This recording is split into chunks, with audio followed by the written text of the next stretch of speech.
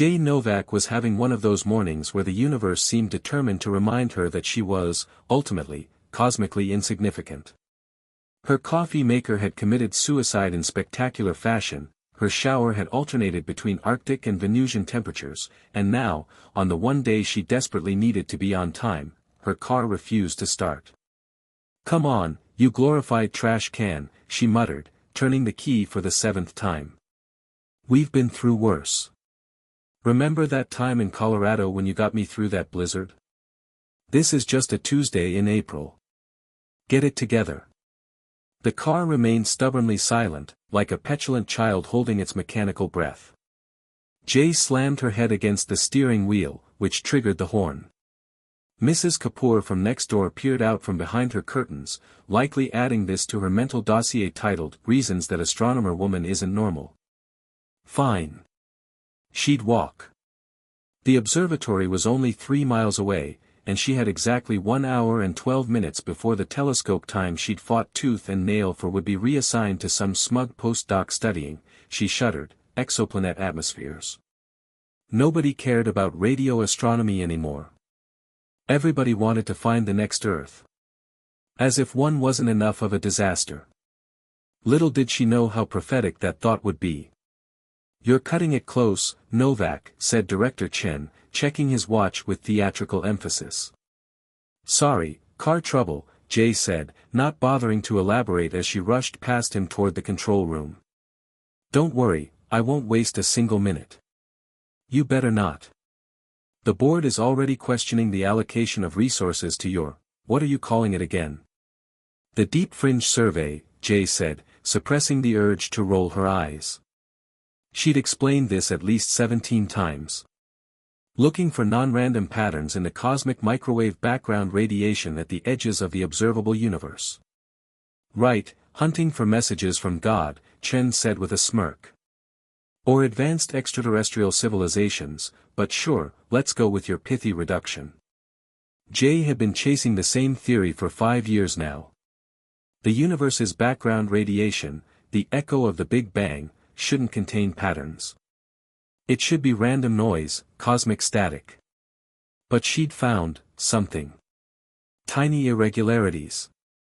Mathematical sequences that appeared too ordered to be chance. Tonight she was targeting a specific region that showed the strongest anomalies. 4 hours later, hunched over monitors and swimming in data visualizations, Jay nearly fell out of her chair. "Holy shit," she whispered, then louder, "Holy shit. The pattern wasn't just a pattern anymore. It was resolving into something distinct, a signal, a transmission. She'd expected that, hoped for it at least. What she hadn't expected was that it would contain Earth frequencies. Television broadcasts. Radio signals. Internet packets. But all of them slightly distorted, as if. She ran the analysis again. No mistake. She was picking up Earth's own signals, but they were coming from the wrong direction. From beyond the edge of the observable universe. And they were exactly 4.2 seconds out of sync with our own. "What exactly am I looking at, Dr. Novak?" asked General Rivera, squinting at the screen of data like it might bite him. 3 days had passed since Jay's discovery. 3 days of verification, of secrecy, of government officials suddenly very interested in her fringe research. "You're looking at us," Jay said, unable to keep the tremor from her voice. "But not us. A copy.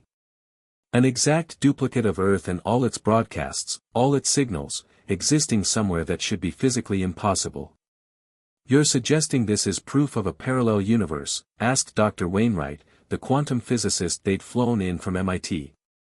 Jay shook her head. "No. Parallel universes wouldn't broadcast identical signals offset by mere seconds. This is something else. This is a replica. A model." The room fell silent as the implications sank in. "Someone made a copy of Earth," General Rivera said flatly. "Yes," Jay confirmed. "And they're watching us. Both Earths. Comparing notes, maybe. Running an experiment." "Who?" demanded Rivera. Well, I haven't exactly had time to ask them for ID, Jay said, then immediately regretted her sarcasm when she saw Rivera's face darken. But I might have a way to find out. It took another 2 weeks of preparation. 2 weeks in which Jay barely slept, barely ate, driven by the most profound scientific discovery in human history. The plan was elegant in its simplicity. If whoever had created Earth, too, was watching both planets, they must be receiving and analyzing all broadcasts. So Jay would send them a message, disguised within regular transmission patterns but mathematically distinct enough that any advanced intelligence would recognize it as intentional. A simple question repeated in binary, in prime numbers, in fractal patterns: who are you? The response came not in signals or code, but in person. Jay was alone in her apartment, finally sleeping after the transmission had been sent, when she was awakened by a voice. "Hello, Dr. Novak. I apologize for the intrusion." Jay bolted upright, heart hammering. Standing at the foot of her bed was a human, or at least, something that had done an exceptional job of looking like one. A tall woman with silver white hair and eyes that reflected light in a way that human eyes shouldn't. "You're not screaming," the woman observed. "That's refreshing. I've been expecting you," Jay managed, though her mouth had gone desert dry. "Or someone like you." "Are you, them? The ones who made the copy?" The woman, entity, smiled. "I'm a representative, yes. You can call me observer." "Very original. Would you prefer I make up a human name? Samantha? Xylophone? Hashtag?" Despite everything, Jay snorted. "Observer is fine." The entity sat down at Jay's desk chair, crossing its legs in a gesture that was almost too human. "You have questions. I'm permitted to answer some of them." Jay's mind raced through 1,000 scientific inquiries, but what came out was, why? Why make a copy of us? Observer nodded.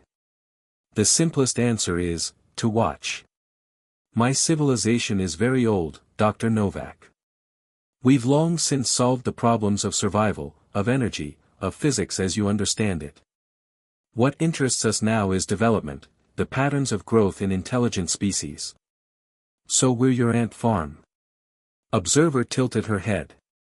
"We prefer the term longitudinal observation study, but yes, essentially." "And the copy? Why not just watch us directly?" "Because observation changes the outcome. Quantum mechanics, you understand this principle. By creating an exact duplicate and keeping it isolated from any knowledge of being observed, we get a control group." Jay's blood ran cold. "So which are we? The experiment or the control?" Observer smiled enigmatically.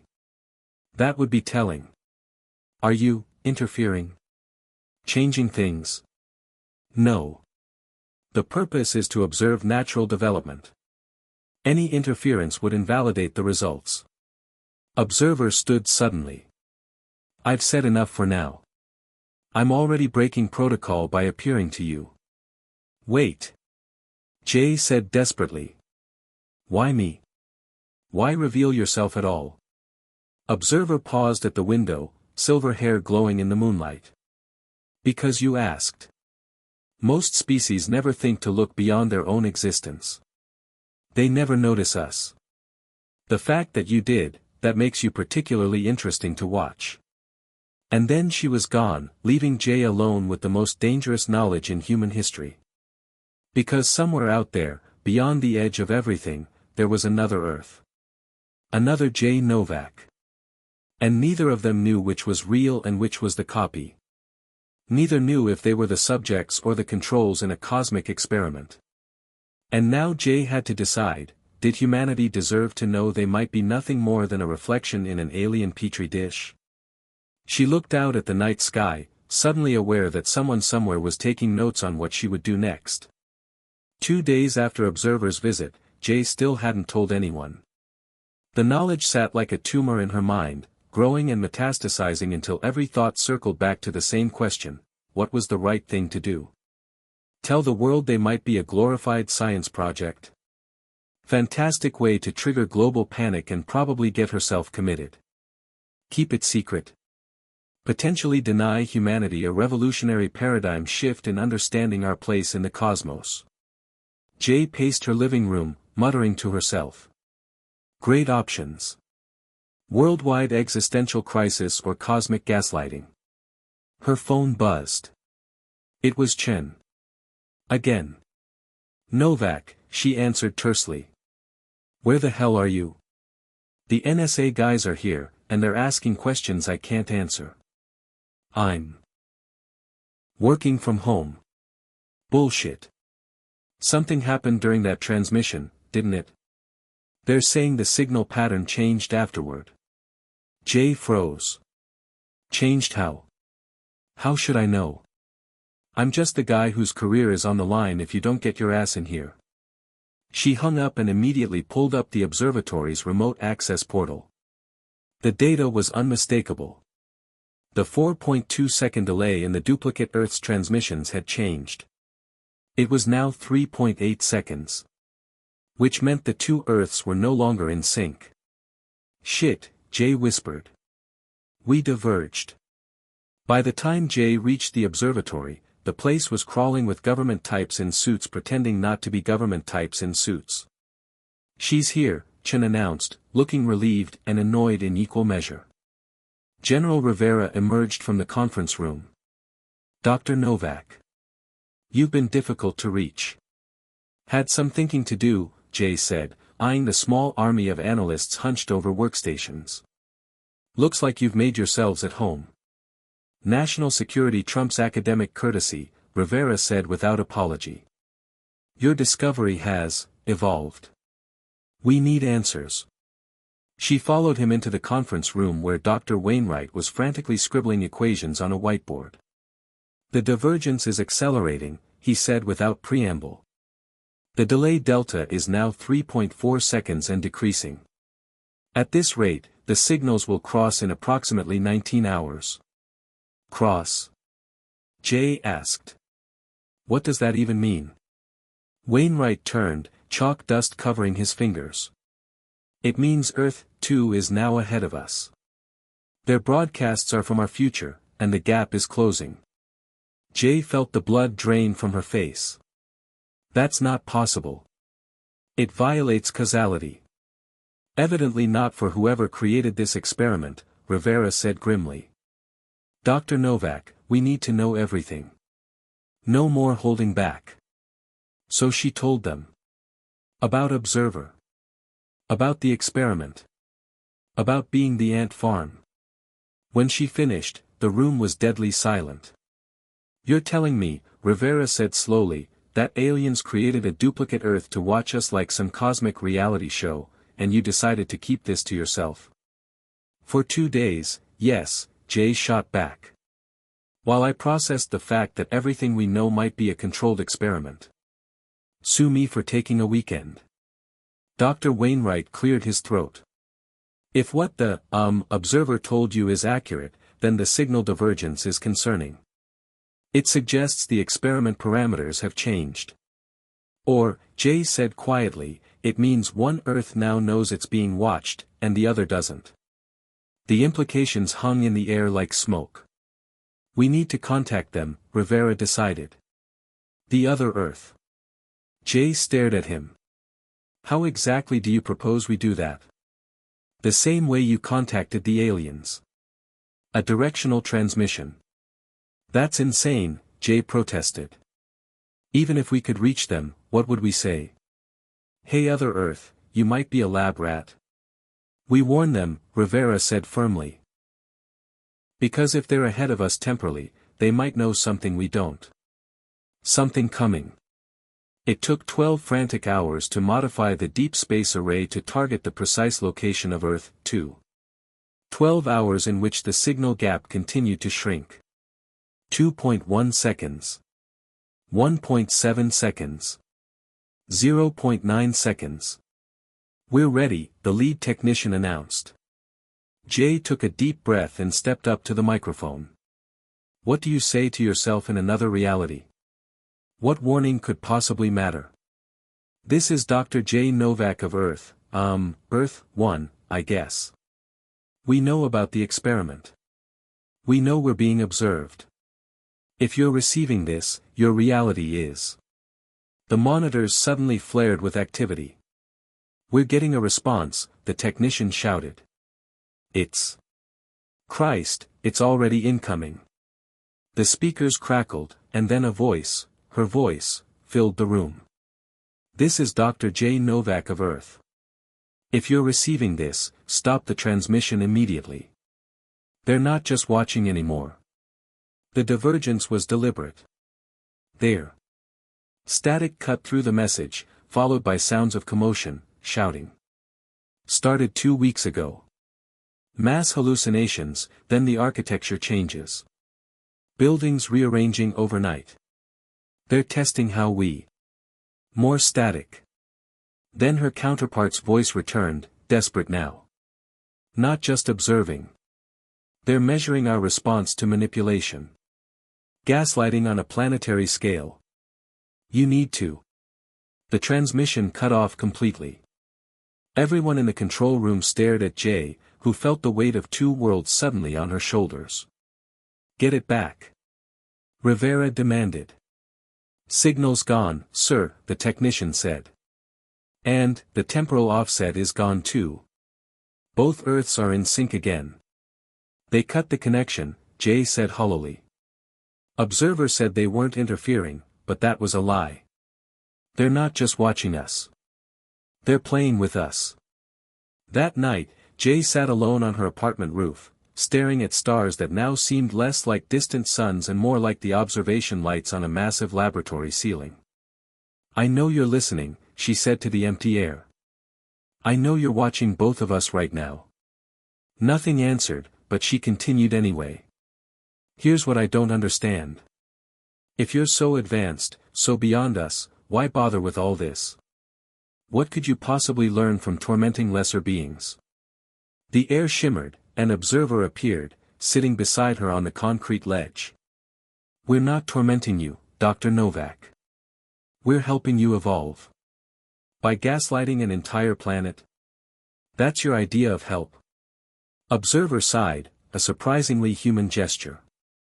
Your species has reached an evolutionary plateau. You've mastered your environment but not yourselves. You create technology that outpaces your wisdom. You need a push. And the other Earth? The one that's being, what? Rearranged? A more direct intervention approach. The question is, which method produces more rapid adaptation? Subtle knowledge of being observed, or explicit environmental manipulation? Jay laughed bitterly. So that's it? We're just variables in your study. X versus Y. Every species faces this moment, observer said, her strange eyes reflecting starlight. The moment they realize they're not alone, not special, not the center of creation. Some collapse from it. Others transcend. We merely facilitate the process. By traumatizing us. By challenging you. Observer stood. Interestingly, both Earths chose to warn each other. Both chose solidarity over advantage. That's, statistically unusual. Jay frowned. What do you mean? Most species, upon learning of their duplicate, attempt to exploit the connection. Gain technological or strategic advantages. You chose to protect each other instead. Observer looked genuinely puzzled. Perhaps humans are more interesting than we anticipated. She turned to leave, then paused. Your counterpart, by the way, is handling the architectural rearrangements remarkably well. She's organizing documentation teams, creating new scientific methodologies. Quite impressive adaptation. Will you stop it? The manipulation? No. But I've been authorized to offer you a choice. Jay stood, suddenly alert. What choice? Continue as you are, processing the knowledge of observation in your own way. Or what? Or join us. Become an observer yourself. See both experiments from our perspective. Help us understand your species better. Jay's mouth fell open. You want me to, what? Abandon Earth and become some kind of cosmic anthropologist? Is it so different from what you already do? Watching the universe, seeking patterns, trying to understand. Observer extended a hand. You would gain knowledge beyond human comprehension. You would see the patterns of civilization across thousands of worlds. For one vertiginous moment, Jay was tempted. The scientist in her ached for that knowledge, that perspective. Then she thought of the other Jay, fighting to document a world literally shifting beneath her feet. Not running away. Adapting. Facing the impossible with methodology and stubborn human determination. No, she said firmly. I'll stay. Someone needs to document what happens here, too. Observer's expression was unreadable, but Jay could have sworn she saw approval there. As you wish. For what it's worth, your duplicate made the same choice. We're the same person. Not anymore, Observer said softly. The moment your worlds diverged, you became different people. Different variables. But still human, Jay said. Still choosing humanity. Observer nodded, then vanished like mist in sunlight. Jay remained on the roof until dawn, watching the stars, watching the watchers. Tomorrow she would tell Rivera, tell the world. Let humanity decide how to respond to being observed. Let the experiment run its course. Because somewhere beyond comprehension, two Earths were facing the same existential crisis in different ways. And if there was one thing Jay knew about humans, all humans, in any reality, it was that being underestimated was often their greatest advantage. She smiled up at the watching cosmos. Enjoy the show, she whispered.